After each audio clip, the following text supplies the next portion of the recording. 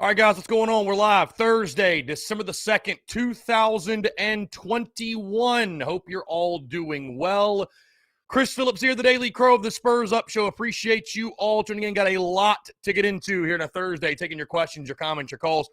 843-790-3377. That's 843-790-3377. I see Travis, Todd Smith, Brennan M. Lance Player. Todd Smith already throwing up the super chat. Todd, thank you, Todd. I appreciate you, my man. Thank you so much for supporting the business, supporting the channel, supporting the content, supporting everything we do, guys. If you want to do that, you can do so on YouTube through super chat, super stickers. Again, Todd Smith, thank you, sir. Appreciate you. Brennan M. Lance Player, Nick Renfro, Chase Youngblood, Cody Gaskins, Brantley Wright. What is going on? Also, if you're in the Big Cock Club Discord, head over to the TDC Questions channel. The TDC Questions channel, to be sure that your questions are answered. Again, got a lot to get into here on this Thursday. As you see the whiteboard, all me and my homies know is pain. It was between that and down horrendously bad, because that's how I feel today on this Thursday. Again, I got a lot to say, a lot to get into, guys, so let's go ahead and get the ad read out of the way. Before we do, though, again, this brought to you by our friends. The Daily Crow is brought to you, as always, by our friends, and we appreciate them greatly. Our friends over at Dason and Shalabi Law Firm. Guys, Dason and Shalabi Law Firm, they're young but experienced and aggressive attorneys. They're both former prosecutors who used to represent insurance companies, but switching sides. They both worked at larger law firms where they represented hundreds of clients at a time. And guys, they both left to start their own law firm, because they understand you're not just a line item, not just a number. You're a real human being, and you should be treated as such. They're a small boutique law firm that treats their clients like family. Guys, they're going to know who you are and treat you like a client and not a number. They handle injury cases that arise from car accidents and work accidents. Guys, do not try to take on the insurance company yourself. Been involved in any type of accident, no matter what it might be, the last thing you should be dealing with or worried about is dealing with paperwork. The insurance company, let the experts over at Dason and Shalabi Law Firm handle it for you, guys. They use the latest technology to make representation efficient yet effective. Again, guys, let them take care of everything for you. You don't even pay them unless they recover money for you. Rami's in Columbia, Curtis in Charleston. They handle cases statewide. They also offer virtual or in-person consultations at no charge. Guys, give them a call today. In Columbia, 803-973-0304, or in their Somerville location, 843-388-3368. Or, of course, your one-stop shop, their website, dsinjurylaw.com. That is dsinjurylaw.com for more information. Again, guys, it's our friends over at Dason and Shalabi Law Firm. Be sure to check them out and tell them that Chris from the Spurs Up Show sent you. Okay, let's get into it. Taking your questions, your comments, your calls. 843-790-3377. Phone lines are open. 843-790-3377. And what a day we are speaking on, of course. You know, I was thinking this morning, as you see, we got the Insider T-shirt on, because my buddy last night at Tin Roof, he was out there saying it's Insider season, and it is. It's Insider season, so I figure why not? I'll just bring out the Insider shirt for just for good measure. You know what I mean? It's that time of year with coaching staff changes and transfer portal, and you know, everybody got a guy who knows a guy who knows a guy. But it's all in the fun and beauty of it, right? It's all in the fun and beauty of it. But yeah, obviously the big news today, again, last night, what happened? You know, I was thinking this morning when I got dressed that I really need a shirt. We really need some merch that just says sad Gamecock fan. Really. Because that's just how I felt today. I was like, I'm just a sad Gamecock fan. Like, I'm going to be a Gamecock fan forever. I mean, when you sign the contract to be a Gamecock fan, when you sign on the dotted line, I don't think there's any backing out of it. There's no special circumstance that will get you out of this life. So when you sign up, you're signing up for life. So you just got to buckle up and roll with the punches and roll with what might happen. And just a sad Gamecock fan today. Just unfortunate. An embarrassing loss last night at Coastal Carolina. You lose by 24 points. I'm obviously not sitting here, guys, on a Thursday leading the Frank Martin fired charge or anything like that. I'm not leading the fire Frank Martin charge, anything like that. That's not something I want to do 7 games in. That's just not something I want to do or feel comfortable doing 7 games in.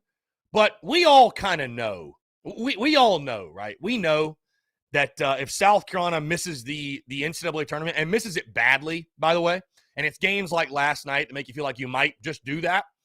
But if the Gamecocks miss the tournament and miss it badly, I think we all understand what is at stake in regards to Frank Martin's status at the University of South Carolina and his future moving forward. So, let's see. Your question's rolling in. Nick Renfro says, we want Rattler. My guy Lance, what's going on? Bush lattes are flowing.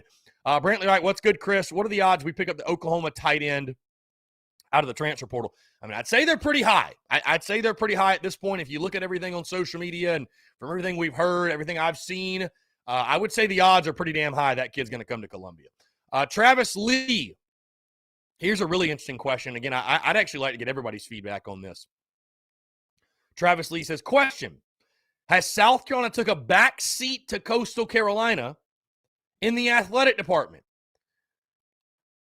I still don't think so, Travis. I mean, I know why you're asking that.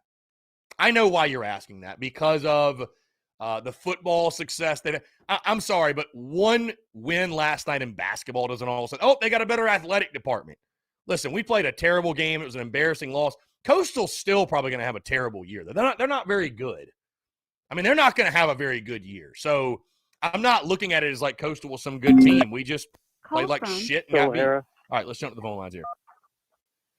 Phil, what's up, my man? How are you? I had to stop walking and just call in immediately with the question or the comment about, is Coastal Carolina, have they eclipsed us as a athletic program? Are you insane? Like, come on, man. Not you, but just anybody that's questioning that. Bro, we're in the SEC. Coastal Carolina isn't even a location. Coastal Carolina, what is that? It's on the coast somewhere in Carolina. Nobody knows where it is, bro. Unless you say Myrtle Beach, then people are like, oh, yeah, of course. But then they're not even in Myrtle Beach. They used to be a part of our university. They will never be bigger than us. It's just not possible. Yeah. They won that game, and it was embarrassing. And I actually praised Frank Martin. That might have been a mistake too early in the season. A couple calls back, a couple shows back. That's embarrassing. Cannot happen.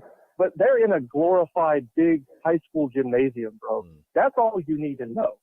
I mean, looking at the broadcast, it was comical. I'm like, this is really where they play? Like, it's a joke. So, No, absolutely not. Absolutely not. Yeah. Yeah. No, I agree with you. I do agree with you. I don't think Coastal's a better athletic department or athletic program. And I know it's just a knee-jerk reaction to what happened last night and what have you. But, yeah, it's just unfortunate. I guess those are the kind of questions that get asked when you lose to Coastal Carolina in basketball by 24 points, a team ranked like 280th in the RPI. So I don't know, man. I'm not worried about really right now today, and I'm sure you're the same way. Like, I'm not worried about the conversation of where does South Carolina compare to Coastal Carolina's athletics department. I'm more worried about the fact that it's a trend. It's an undoubted trend, undeniable trend, I should say, that South Carolina year after year after year under Frank Martin loses these kind of games every year, every single year they do. I mean, it's, I just, and I don't know the answer. I don't know the answer. I really don't. Yeah, absolutely. I mean, it's not like Princeton's a better athletic department than us because they beat us earlier this year. It's just, right. It's a silly thing to say, or a silly question to bring up. But in regards to the transfer from Oklahoma at tight end, even if we get him, if we don't throw him the ball, what's the point of having him? You know what I mean? Like, so that's gotta change. Right. I wonder what Sat would say to this kid with a straight face. Like, yeah, come to South Carolina. We'll throw you the ball a lot. Like, I mean, not under this offense, So right. It is what it is. I hope we get him, but I mean, we got to use the kid. I mean, step one is getting him. Step two is utilizing him in the offense. So if we can't even do that, what's the point? Yeah, I mean, I'm pretty sure he's a guy that I would assume has NFL aspirations and dreams. Pretty good player. So yeah, I mean, we gotta find a way to get him the football and get him his numbers so he can go to the next level. There's no question, no doubt. So I mean, the kid. I'm looking at his stats. Yeah, I mean, I'm just looking at his stats right now. Was second team All Big 12 last year, and then this year. Let's see, this year. They don't have 2021. I have no idea why. 2020, though, 26 catches for 422 yards and 3 touchdowns. And I'm sure I could just go to their stats for the season. Either way, he's a really good player. He's a really, really good player. Here we go. I got his stats up now. Sure. Austin Stogner, 14 catches for 166 yards and 3 touchdowns. So, again, a reliable tight end target, was second team all Big 12 last year. So, yeah, I mean, certainly be a welcome addition for us. But, yeah, we got to get in the ball. There's no question. We got to get in the ball. Yeah, exactly. Yep. All right, man. That's all I got for you. Hey, I appreciate it, my man. Have a good one. Take Bye. care, Phil. Appreciate it. 843-790-3377. That's 843-790-3377. We're taking your questions, your comments, your calls as well here on this Thursday, December the 2nd. We can talk about whatever you like. Obviously, the lead story today, last night, what happened in Conway, South Carolina Gamecocks falling to Coastal. I said this on the show that dropped this morning, and you can go check that out episode 549. But I really just feel for the fan base, because, and I'll just talk from my vantage point. Well, here we go. We're going to go and jump to the phone lines here. Call from Helen Davis. This is why I've got to get like a soundboard so I can put people on hold so I can finish a point and send then a voicemail. whatever. Press 2. Skyler, what's going on, man? How are you? What's up, buddy? Dude, just hanging out, man. What's up? Well, I've got some easy questions for you. All right. Especially for Gamecock Nation. If Mark Easton made the postseason one time out of 10 years, would he still be the baseball coach of South Carolina? Right. Well, I mean, I think the obvious answer is no. If Shane Beal made a bowl game one time in every 10 years, would he still be your football coach? Right. The answer is no. Yeah. Then why in the hell is Frank Martin still our basketball coach? Yeah, and I think it's almost kind of sad when you think about it that, again, I know, again, I'm not sitting here on this Thursday after 7 games saying fire Frank Martin. I'm going to give it a little more time. But it's the expectations for Carolina basketball, honestly, Skyland, are just so astronomically low. I think that's a huge reason why he's been here as long as he has. They're so astronomically low. Nobody expects anything of our program. People will say, but this, but that. We've only been to 5 tournaments in like 50 years. And I get that. Like, I know what the numbers are. I know how bad Carolina basketball has been. Right. But at some point, if you want it to change, you have to start having expectations and doing things that you've never done before. So, yeah, I agree. I agree with you 110%. Obvious in baseball, obvious in football too. And again, it's like I said before the season even started, when I was talking about Frank Martin and his job security and everything. And in a way, I kind of feel for Frank because, again, our history and tradition so bad that he will point to and has pointed to, their 10-year record, their SEC record, what he's done since they've gotten there. That's all fine and dandy. But the only thing college basketball fans and Gamecock fans who love Gamecocks basketball, the only thing they care about is making the tournament. That's all we care about. That's it, because that's the entire point of the college basketball season. If you didn't go to the tournament, you did nothing. You did nothing, really. I mean, I don't give a damn. I just don't. Nobody cares how many SEC games you've won. Like, they're not handing out participation trophies. Like, who gives a damn? I mean, I'm sorry. I'll just say this. I'll just say this. If you're not making the tournament, it doesn't care if you're Darren Horn level bad or you're Frank Martin level bad. You're still bad. It doesn't really matter. The end result was the exact same. So what's the difference? My thing is, with Frank, it's the same thing every single year. He loses to the teams he's not supposed to lose to, and it keeps him out of the tournament. It's like he can't get out of his own way. Well, and now it's become, I think, a mental thing where it's like, I mentioned this on the show today, but it's become a mental thing where it's like you go into seasons saying, all right, we can't lose this game. We can't lose that bad non-conference game that everybody expects us to lose. And then when you think that way, you're, this is just, you can apply this to life, anything.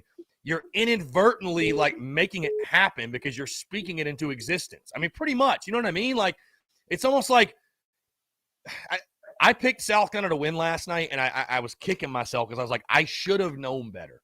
Because that game, when they announced Kusnar was out, I was like, God, why is this setting up as some stupid game that we would lose? Why is it setting up that way? And, I mean, again, not only do you lose by 24 points.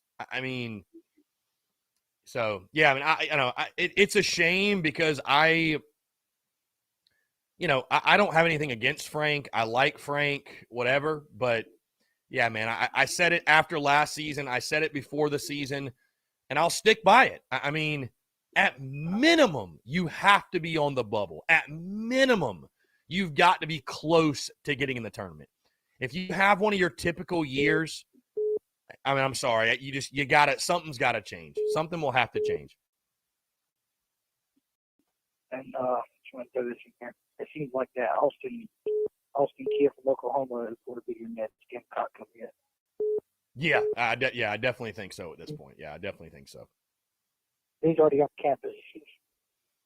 There you go. There you go. He was on campus last night. Gotcha. But he's just here for an official next 2 days. He ain't like he's on campus for school. Mm-hmm. But most definitely, I do think he'll be a Gamecock. Yeah. I mean, with a new OC, I believe we're going to get. I feel like everything's fine. Everything will be fine.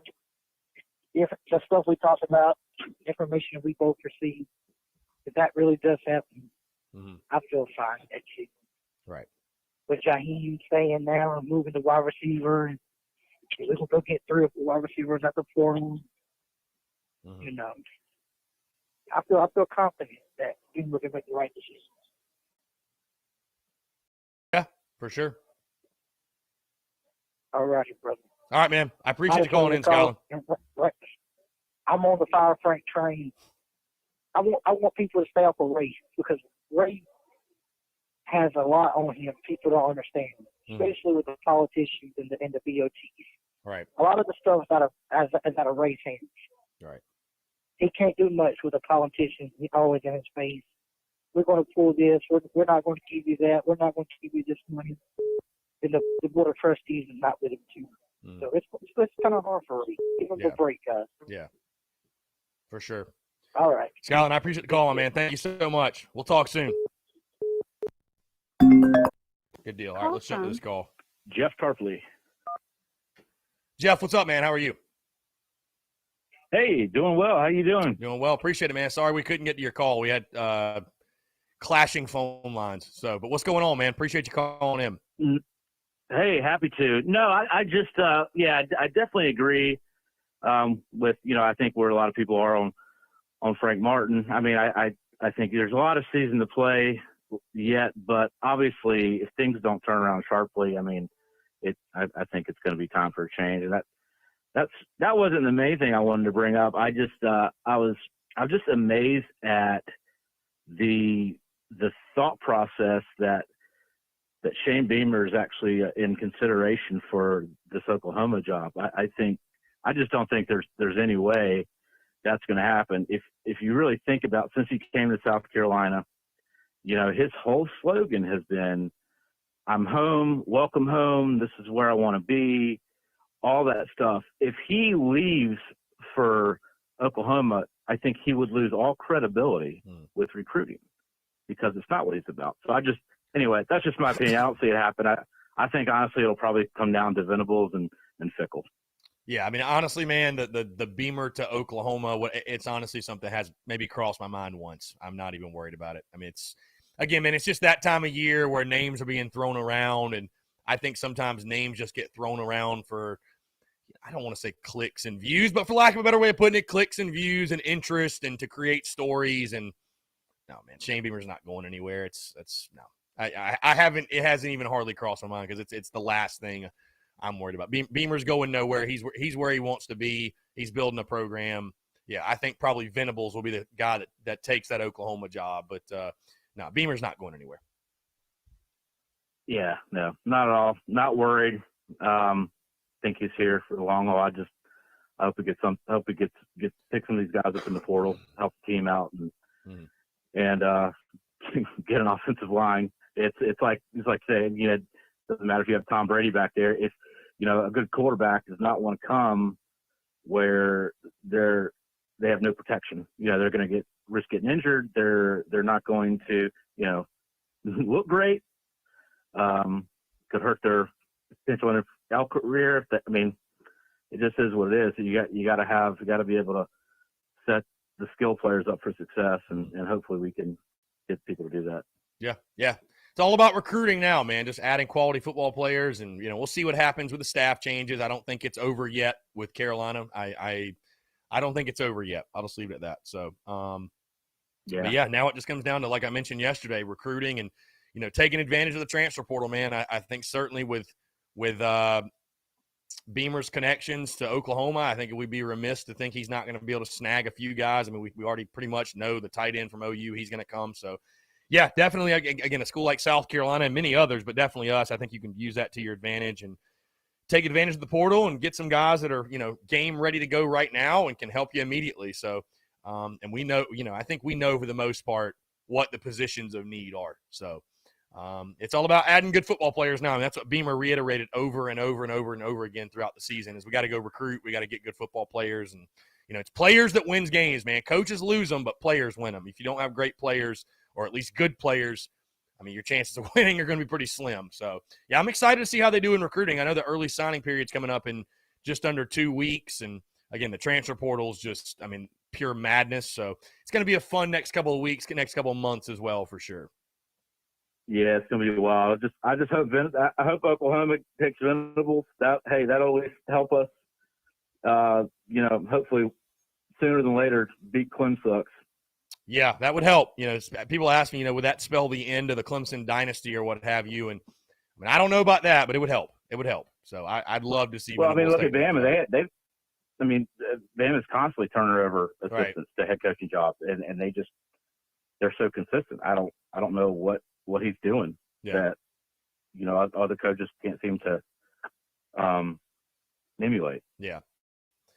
Well, Bama's Bama. It's they're chock full of 5 stars, and Saban's. I think Saban's the mastermind behind that. Versus, I don't see Dabo being the mastermind. I think he's leaned on his coordinators, which is smart, and that's kind of what we want Beamer to do. So I think it's a little bit of a different scenario. Dabo's not Saban, but who knows? Maybe it won't mean anything. But you have to think with changeover at the defensive coordinator spot, and as good as they've been defensively. But I'll tell you this, man, because you brought it up and people have asked me about it. South Carolina needs to take care of South Carolina. We're not going to beat Clemson because they changed the coordinators. We just got to get better players and get better coaches and play better. And, we got to take care of our stuff in-house first. You know what I mean? We can't depend on, we just hope things crumble there so we have a chance. And we need to get better, bottom line. I agree. Just, I guess, wishes of desperation. Right. No, I get it. I'm just saying, we need to up our game a lot. That's really what it comes down to. We got to up our game. So. Got it. I hear you, man. Well, I appreciate it. Yeah, I appreciate the call, man. Thank you so much. Yeah, thanks for taking my call. All Absolutely. right, take care. Yep. 843-790-3377. Guys, that's 843-790-3377. Guys, something else I want to remind you of really, really quickly. Of course, today it is Thursday, December the 2nd. It is Christmas time, right? You see behind me, of course, we got the Christmas lights, we got the Nutcracker, all the good stuff. And people are doing their Christmas shopping, as you should be. If you are interested in getting TSUS merch, any of our merch from our online store for Christmas, December the 8th, that is the date you need to keep in mind. December the 8th. You must order by December the 8th to guarantee by Christmas delivery, okay?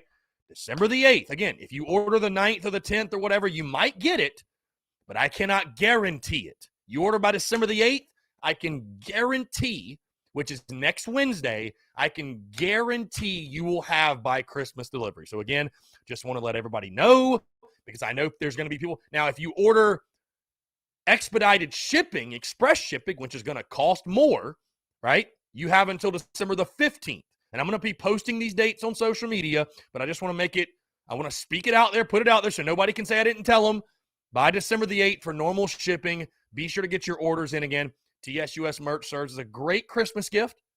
Great Christmas gift. So check that out. And again, I appreciate all those who have supported the merch, man, and bought. We have sold so much merch lately and throughout the season as well, man. It's truly a blessing, man. I appreciate you guys. And, I'll tell you this on just a complete side note.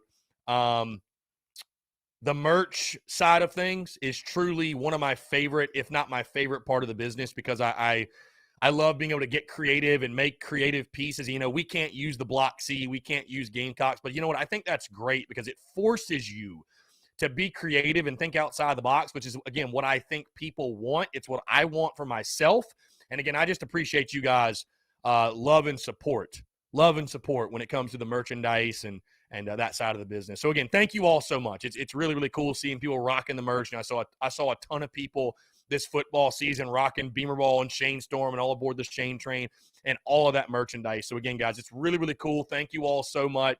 This shirt's in the store. This shirt's in there if you join, or this hat, excuse me, if you join the Big Cock Club. But no, appreciate you all. Appreciate you all so much. Thank you all for the love. All right, let's jump to the phone lines here. Call from Robbie Davis, a.k.a. Herb. Robbie, what's going on, man? How are you? What's up, man? Not much, man. It's Just a hanging rough out. What's day going on? It's a rough day to be a Gamecock basketball fan, bro. Yeah, just copy paste that over the last 4 years and you would be correct. So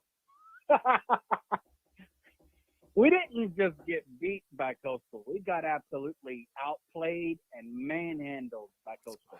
yeah, that is a fact. Yeah, I thought they were the aggressor from the start, and I don't like the narrative of, oh, we didn't want it. They just wanted it more than us. But they were the aggressor from the start, and they punched us in the face, and we had no answer. They outplayed us, plain and simple. I mean, yeah, when you shoot, what did we shoot? 28% or something like that. So I mean, yeah, when you do that, bad. yeah, when you do that, you don't have much of a chance. So. And I listened to it from start to finish, just like I watch every Carolina football game from start to finish, regardless of how ugly or how great it is. I watch it from start to finish, or I listen to it from start to finish. And from what I could hear and from what I saw in the highlights on the news last night, they flat out, they played. Remember whenever I told you that whenever it comes to basketball, anybody can beat anybody on any given day? For sure. Yeah. Yeah, absolutely. That's what happened last night. The shots were falling for Coastal, and they were not falling for us. And we got out-rebounded badly. And when that happens, no matter who you play, you're going to lose. Yeah. And they beat us like a drum. Like a drum. Yeah. 80 to 56. We lost by 24 points to a team that I honestly thought we were better than. But again, yeah, I don't think Coastal. I don't think Coastal is some good basketball team. I doubt they have a very good year. Yeah. I doubt they have a very good year. But the DAG, like you said during the Florida game, the Florida football game, the stars aligned and we beat the crap out of Florida. The stars aligned for Coastal last night, and they beat the crap out of us in basketball. They beat us. Yeah. And all we can do now is just get ready for the next one. Yep, you'll have a chance to bounce back in a big way. But again, what really sucks? Again, you got Georgetown Sunday at 2 at home, but what sucks is it really takes the wind out of your sails for how big that one could have been. Because again, it's like, hey, you could go on the rest of the way and have a solid season, but it's those losses like Coastal that just kill you when it gets to tournament time. They kill you. They kill you. So you're building your resume as you go. And so when you lose a game like Coastal, just hard to recover. People that are going to be in charge of making the brackets are going to be like, okay, so they got beat by Coastal by 24 points. Do we really want them in the dance? You know what I mean? Right. because also winning big is good, but losing big is really bad. No matter who you're playing against, I don't care if we're playing a conference game or a non-conference game. If you get beat by 24 points to a team you should literally manhandle, the people that are in charge of making the brackets for the big dance are seeing that.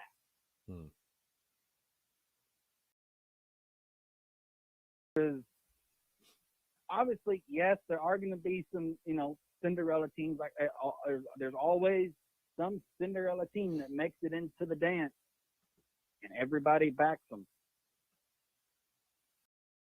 Yeah, no, for sure. Honestly, I've never seen Coastal play in person, but last night they played lights out and they beat us fair and square. They came in there and said, we're not going to let South Carolina push us around, and that's exactly what they did. Yeah. Well, and all you can do now is move on and go into Georgetown. You got Georgetown, right. Florida State, Clemson, whatever. I don't know. You got to find a way to bounce back, my man. So you got to find a way to bounce back, and can't shoot 28% from the field, 23% from three, and get pushed around like you did against Coastal. So, but we'll see what happens, my man. We'll see what happens. It's there's a lot of basketball to play. I'm not ready to say fire Frank Martin yet, but only time will tell. Robbie, always a pleasure, my man. I appreciate you chiming in. Praying for my dad. He's got surgery this week. Yeah, for sure. Prayers up for your father, man. Definitely. Tell him I said hello. 6 a.m. We're be there 6 a.m. on the 7th. Yeah, tell him I said hello, and we're wishing him all the best. Yeah. Definitely keeping my prayers, no doubt. Absolutely. Have a great one. Yeah, man. You too, Robbie. Appreciate it. 843-790-3377. That's 843-790-3377. Continue to take your questions, your comments, your calls as well. Let's see. I see some of your comments. Yeah, PAX 007 is exactly that would be the wrong mentality. We got to up our game. Speaking on the Venables thing. And again, I agree. There's a lot of people, will this end the Clemson this, and will this end Clemson's that? We got to get better. And I think that's something, I don't know when it was. Maybe it was a couple years ago. They asked Marcus Lattimore about it. And hey, this was when the streak was at like 5 games. You know what I mean? Whatever. Now it's at 7. But they asked Lattimore about the rivalry and turning the rivalry and getting it back to the South kind of side and what are the Gamecocks going to do. And listen, would I be happy if Brent Venables left Clemson? Yeah, I would, obviously. No doubt. Anytime your rival loses a good coach, yeah, I'd be thrilled. But South Carolina doesn't need to be making decisions or changes or what have you based on, what do we need to do to beat Clemson? We just need to take care of us and just become the best version of Carolina we can become. That's it. We need to take care of everything within our doors, within our building. And if we do that, beating Clemson will take care of itself. And just praying for their demise. And then we shouldn't want, and I want Clemson to lose every single game. I want them to lose every single game. But I don't care what level Clemson's at. I want us to elevate levels, no matter what. You know what I mean? I'd love to see their demise. Don't get me wrong. But like Steve Spurrier preached, let's worry about winning the SEC East and going to an SEC championship and chasing that goal. Beating Clemson will take care of itself. It will. At some point, it will. At some point, it may not be next year. Hopefully in the history of TSUS, because you think about it, guys, since the Spurs Up show's inception, we have not beaten them. So at some point, it'll happen. Carolina will beat Clemson again. But I think the way you get there, you've got to elevate your own game, take care of your business within your own building. That's why, again, people tell me, you never talk about Clemson. Why? This isn't a Clemson show. I'm not worried about what they're doing. I worry about Clemson the week before the football game and the week after the football game and the week of the basketball game and the day or week after the basketball game and the week of the Carolina-Clemson baseball rivalry and the week after. Outside of that, when they outside of when they play, why would you worry about what's going on up the road? Who cares? Who cares? It has nothing to do with us. Who cares? That's why, again, I can't fathom the Clemson fans I can't fathom the Clemson fans that just stay on Gamecock posts. Like, I mean, dude, we don't care. We don't care. Again, guys, 843-790-3377. That's 843-790-3377. And I see Cody Gaskins commenting, Satterfield got let go. Woohoo. Cody, what are you talking about? Don't play with my emotions like this now. Don't play with our emotions, Cody. What are you talking about now? Don't play with our emotions.